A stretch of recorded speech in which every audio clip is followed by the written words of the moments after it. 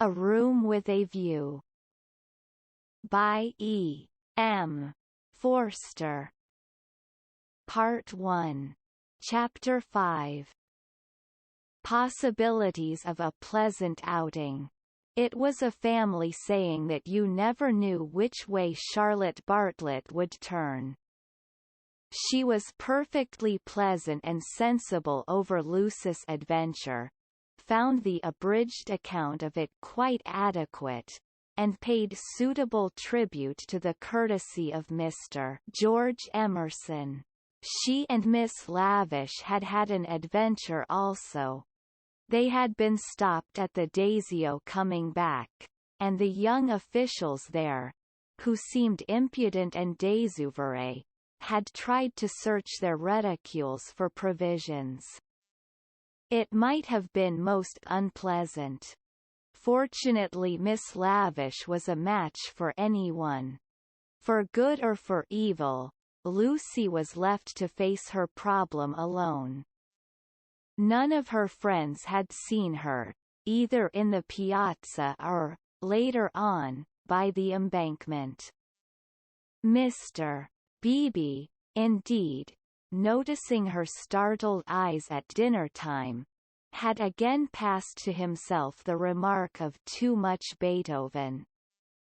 But he only supposed that she was ready for an adventure, not that she had encountered it. This solitude oppressed her. She was accustomed to have her thoughts confirmed by others or, at all events, contradicted. It was too dreadful not to know whether she was thinking right or wrong.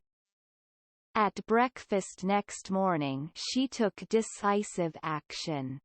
There were two plans between which she had to choose. Mr. Beebe was walking up to the Torre del Gallo with the Emersons and some American ladies. Would Miss Bartlett and Miss Honeychurch join the party? Charlotte declined for herself. She had been there in the rain the previous afternoon. But she thought it an admirable idea for Lucy, who hated shopping, changing money, fetching letters, and other irksome duties, all of which Miss Bartlett must accomplish this morning and could easily accomplish alone. "No, Charlotte," cried the girl, with real warmth. "It's very kind of Mr. Beebe, but I am certainly coming with you. I had much rather."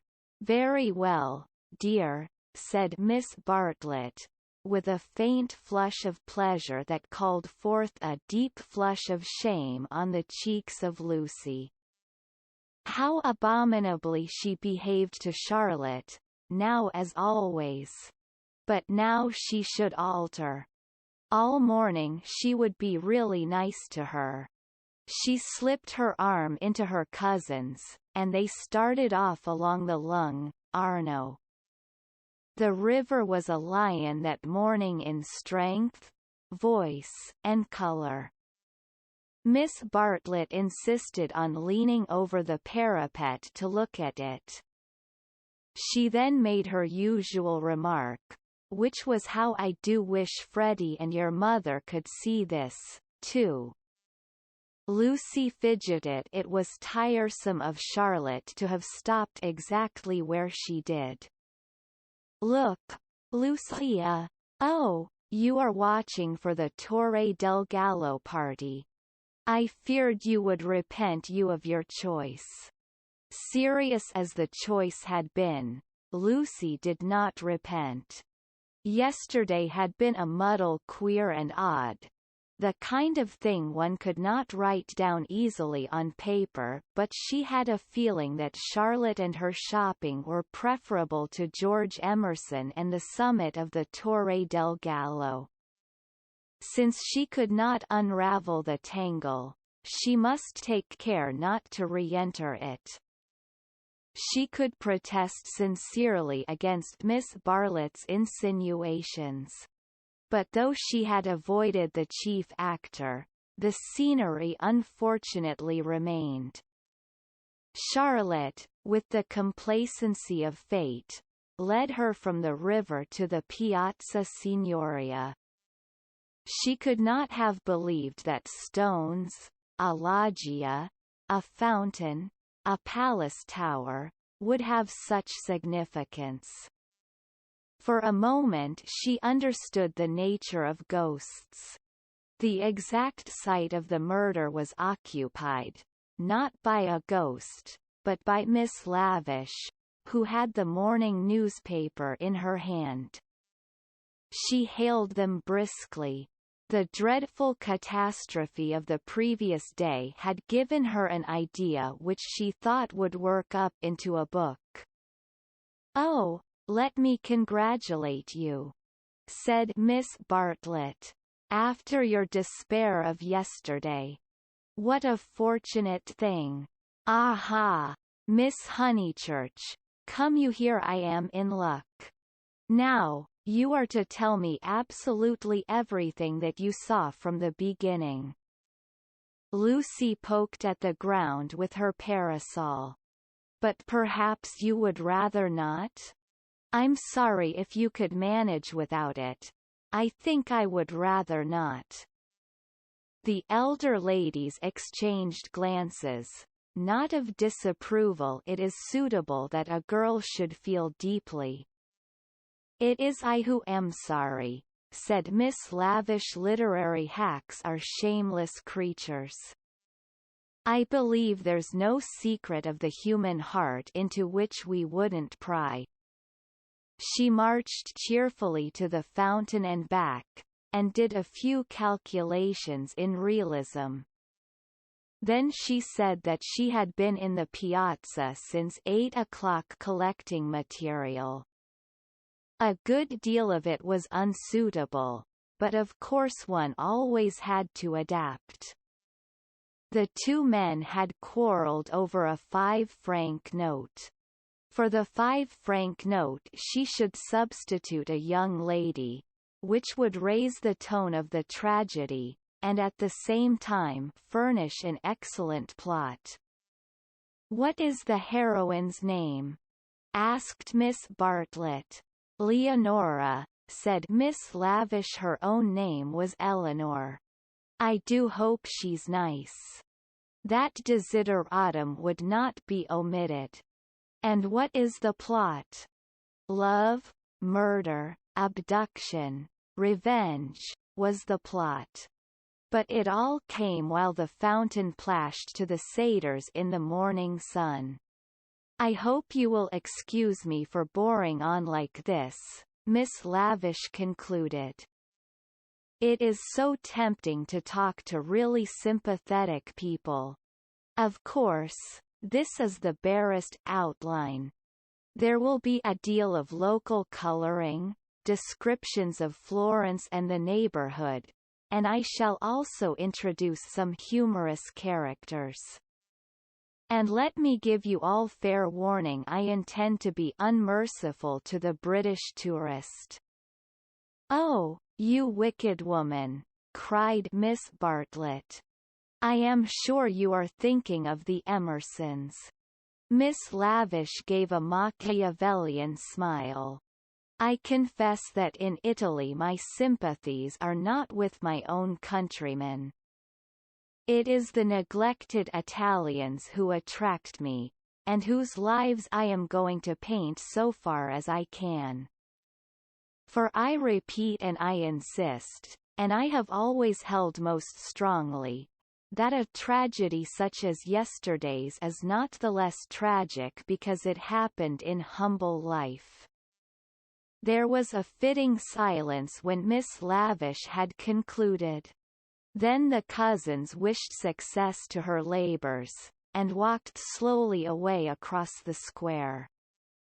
"She is my idea of a really clever woman," said Miss Bartlett.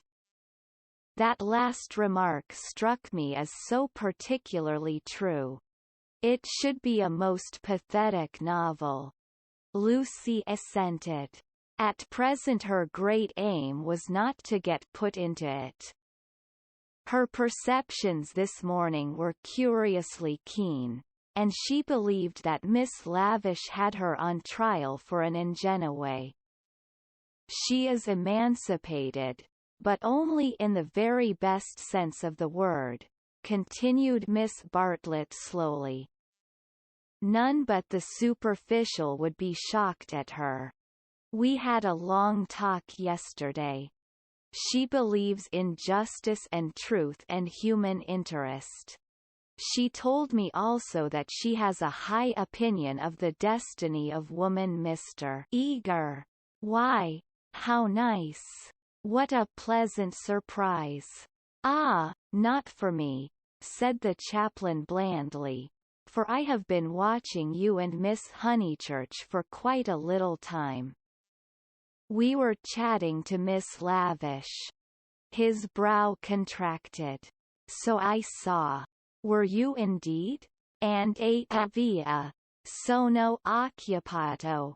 The last remark was made to a vendor of panoramic photographs who was approaching with a courteous smile. I am about to venture a suggestion. Would you and Miss Honeychurch be disposed to join me in a drive some day this week? A drive in the hills? We might go up by Fiesole and back by Settignano. There is a point on that road where we could get down and have an hour's ramble on the hillside. The view thence of Florence is most beautiful, far better than the hackneyed view of Fiesole. It is the view that Alessio Baldovinetti is fond of introducing into his pictures. That man had a decided feeling for landscape. Decidedly. But who looks at it today? Ah, the world is too much for us. Miss Bartlett had not heard of Alessio Baldovinetti, but she knew that Mr. Eager was no commonplace chaplain. He was a member of the residential colony who had made Florence their home. He knew the people who never walked about with Baedekers, who had learnt to take a siesta after lunch, who took drives the pension tourists had never heard of, and saw by private influence galleries which were closed to them. Living in delicate seclusion, some in furnished flats, others in Renaissance villas on Fiesole's slope, they read, wrote, studied, and exchanged ideas, thus attaining to that intimate knowledge, or rather perception, of Florence which is denied to all who carry in their pockets the coupons of Cook. Therefore an invitation from the chaplain was something to be proud of. Between the two sections of his flock he was often the only link, and it was his avowed custom to select those of his migratory sheep who seemed worthy, and give them a few hours in the pastures of the permanent. Tea at a Renaissance villa? Nothing had been said about it yet. But if it did come to that, how Lucy would enjoy it. A few days ago and Lucy would have felt the same. But the joys of life were grouping themselves anew. A drive in the hills with Mr. Eager and Miss Bartlett, even if culminating in a residential tea party, was no longer the greatest of them. She echoed the raptures of Charlotte somewhat faintly. Only when she heard that Mr. Beebe was also coming did her thanks become more sincere. So we shall be a party carré, said the chaplain. In these days of toil and tumult one has great needs of the country and its message of purity. And eight via. And eight presto. Presto. Ah, the town. Beautiful as it is. It is the town. They assented. This very square, so I am told, witnessed yesterday the most sordid of tragedies. To one who loves the Florence of Dante and Savonarola there is something portentous in such desecration, portentous and humiliating. Humiliating indeed, said Miss Bartlett. Miss Honeychurch happened to be passing through as it happened. She can hardly bear to speak of it. She glanced at Lucy proudly. "And how came we to have you here?" asked the chaplain paternally. Miss Bartlett's recent liberalism oozed away at the question. "Do not blame her, please, Mr. Eager. The fault is mine. I left her unchaperoned." "So you were here alone, Miss Honeychurch?" His voice suggested sympathetic reproof, but at the same time indicated that a few harrowing details would not be unacceptable. His dark, handsome face drooped mournfully towards her to catch her reply. "Practically. One of our pension acquaintances kindly brought her home," said Miss Bartlett, adroitly concealing the sex of the preserver. "For her also it must have been a terrible experience. I trust that neither of you was at all that it was not in your immediate proximity?" Of the many things Lucy was noticing today, not the least remarkable was this: the ghoulish fashion in which respectable people will nibble after blood. George Emerson had kept the subject strangely pure. "He died by the fountain, I believe," was her reply. "And you and your friend were over at the loggia. That must have saved you much. You have not, of course, seen the disgraceful illustrations which the gutter press this man as a public nuisance. He knows that I am a resident perfectly well, and yet he goes on worrying me to buy his vulgar views." Surely the vendor of photographs was in league with Lucy in the eternal league of Italy with youth. He had suddenly extended his book before Miss Bartlett and Mr. Eager, binding their hands together by a long glossy ribbon of churches, pictures, and views. "This is too much," cried the chaplain, striking petulantly at one of Fra Angelico's angels. She tore. A shrill cry rose from the vendor. The book, it seemed, was more valuable than one would have supposed. "Willingly would I purchase," began Miss Bartlett. "Ignore him," said Mr. Eager sharply, and they all walked rapidly away from the square. But an Italian can never be ignored, least of all when he has a grievance. His mysterious persecution of Mr. Eager became relentless. The air rang with his threats and lamentations. He appealed to Lucy. Would not she intercede? He was poor. He sheltered a family. The tax on bread. He waited. He gibbered. He was recompensed. He was dissatisfied. He did not leave them until he had swept their minds clean of all thoughts, whether pleasant or unpleasant. Shopping was the topic that now ensued.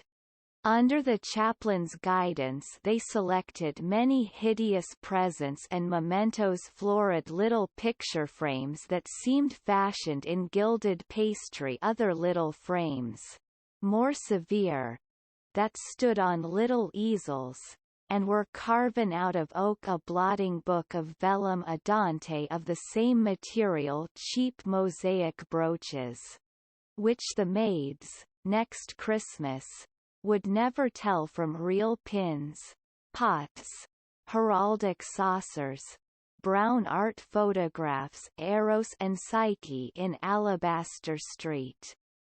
Peter, to match all of which would have cost less in London.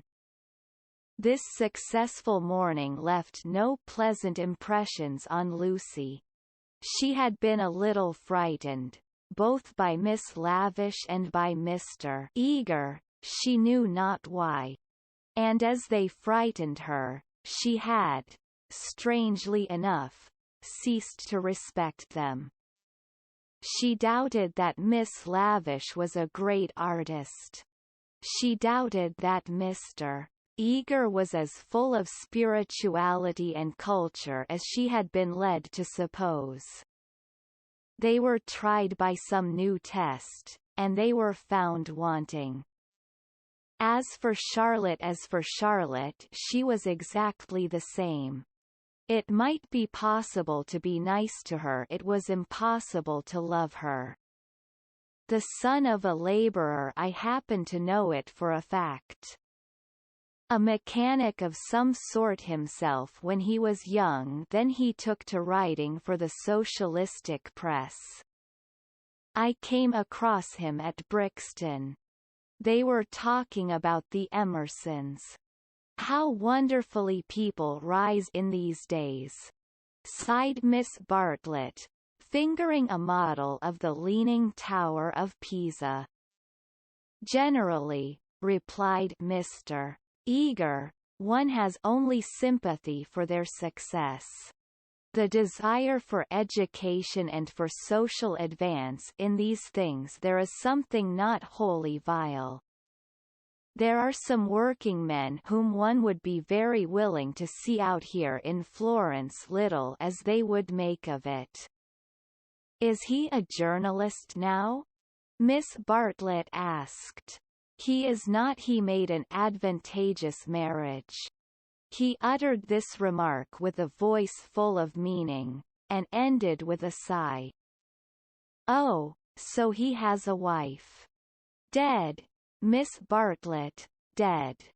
I wonder, yes, I wonder how he has the effrontery to look me in the face, to dare to claim acquaintance with me. He was in my London parish long ago. The other day in Santa Croce, when he was with Miss Honeychurch, I snubbed him. Let him beware that he does not get more than a snub. What? Cried Lucy, flushing. Exposure, hissed Mr. Eager. He tried to change the subject, but in scoring a dramatic point he had interested his audience more than he had intended. Miss Bartlett was full of very natural curiosity. Lucy, though she wished never to see the Emersons again, was not disposed to condemn them on a single word. Do you mean, she asked, that he is an irreligious man? We know that already. Lucy, dear, said Miss Bartlett, gently reproving her cousin's penetration. I should be astonished if you knew all. The boy an innocent child at the time I will exclude. God knows what his education and his inherited qualities may have made him. Perhaps, said Miss Bartlett, it is something that we had better not hear. To speak plainly, said Mr. Eager, it is. I will say no more. For the first time Lucy's rebellious thoughts swept out in words for the first time in her life. You have said very little. It was my intention to say very little, was his frigid reply. He gazed indignantly at the girl, who met him with equal indignation. She turned towards him from the shop counter, her breast heaved quickly. He observed her brow, and the sudden strength of her lips.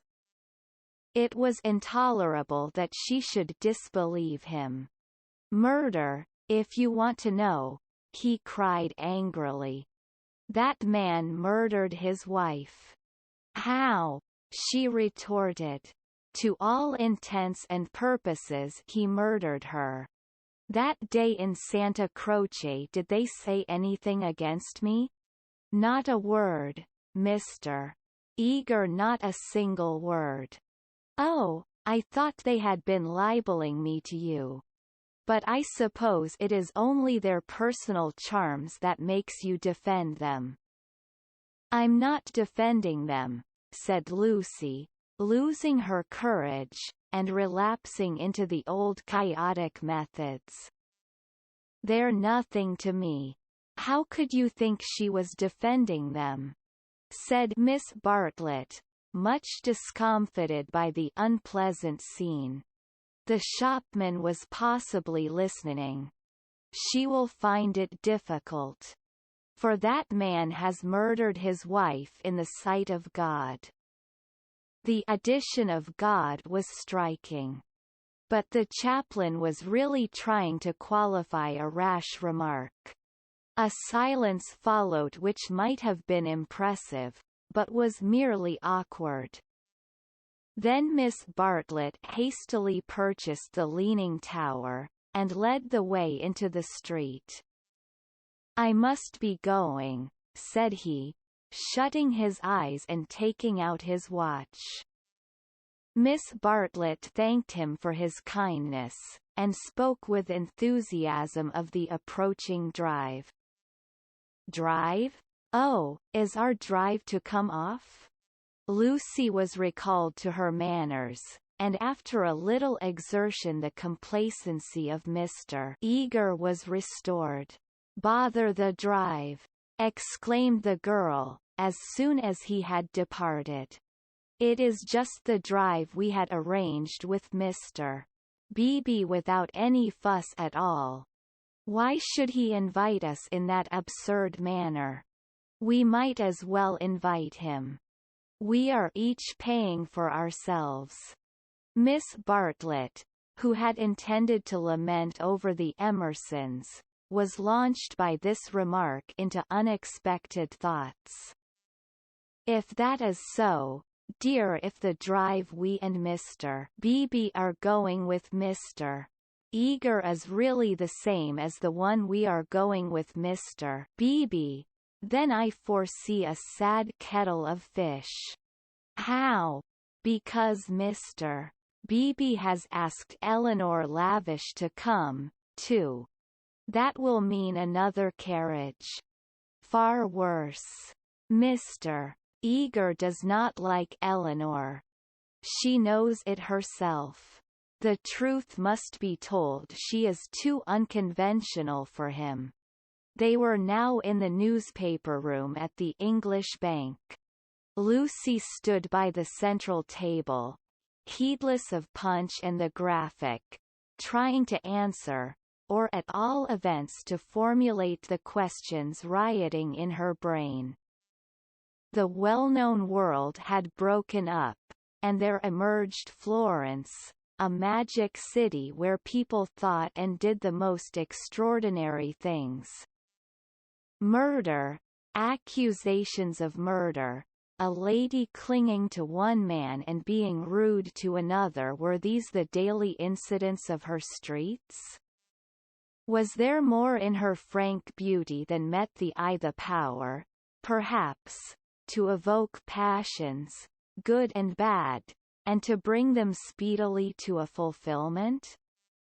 Happy Charlotte, who, though greatly troubled over things that did not matter, seemed oblivious to things that did, who could conjecture with admirable delicacy where things might lead to, but apparently lost sight of the goal as she approached it.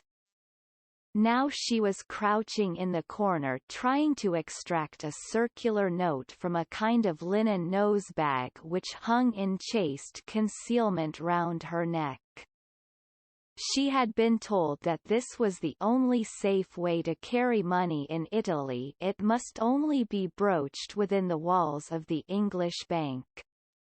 As she groped, she murmured, whether it is Mr. Beebe who forgot to tell Mr.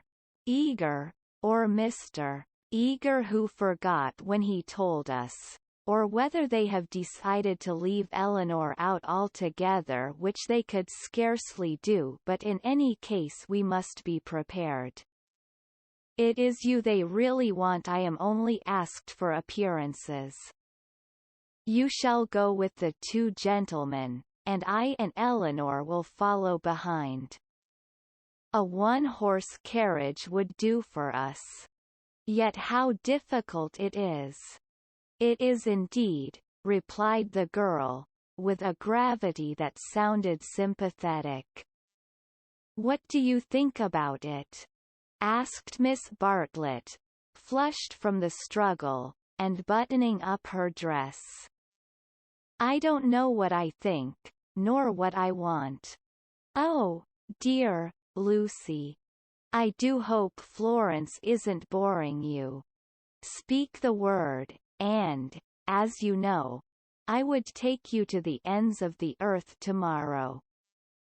Thank you, Charlotte, said Lucy, and pondered over the offer. There were letters for her at the bureau, one from her brother, full of athletics and biology, one from her mother, delightful as only her mother's letters could be.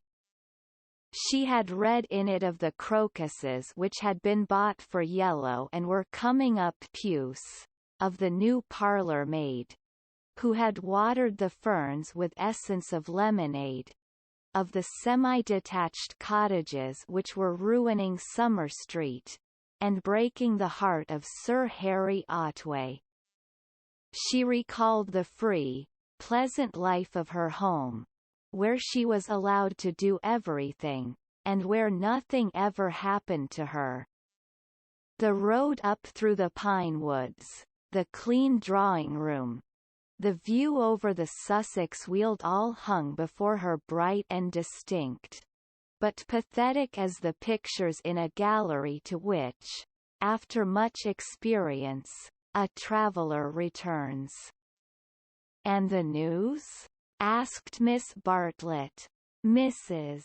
Vyse and her son have gone to Rome, said Lucy, giving the news that interested her least. Do you know the Vyses? Oh, not that way back. We can never have too much of the dear Piazza Signoria. They're nice people, the Vyses. So clever, my idea of what's really clever. Don't you long to be in Rome? I die for it. The Piazza Signoria is too stony to be brilliant. It has no grass, no flowers, no frescoes, no glittering walls of marble or comforting patches of ruddy brick. By an odd chance, unless we believe in a presiding genius of places, the statues that relieve its severity suggest not the innocence of childhood, nor the glorious bewilderment of youth, but the conscious achievements of maturity. Perseus and Judith, Hercules and the Snelda, they have done or suffered something, and though they are immortal, immortality has come to them after experience, not before. Here, not only in the solitude of nature, might a hero meet a goddess, or a heroine a god. Charlotte, cried the girl suddenly, here's an idea. What if we popped off to Rome tomorrow straight to the Vyses Hotel? For I do know what I want. I'm sick of Florence. No, you said you'd go to the ends of the earth. Do. Miss Bartlett, with equal vivacity, replied. Oh, you droll person. Pray, what would become of your drive in the hills? They passed together through the gaunt beauty of the square, laughing over the unpractical suggestion.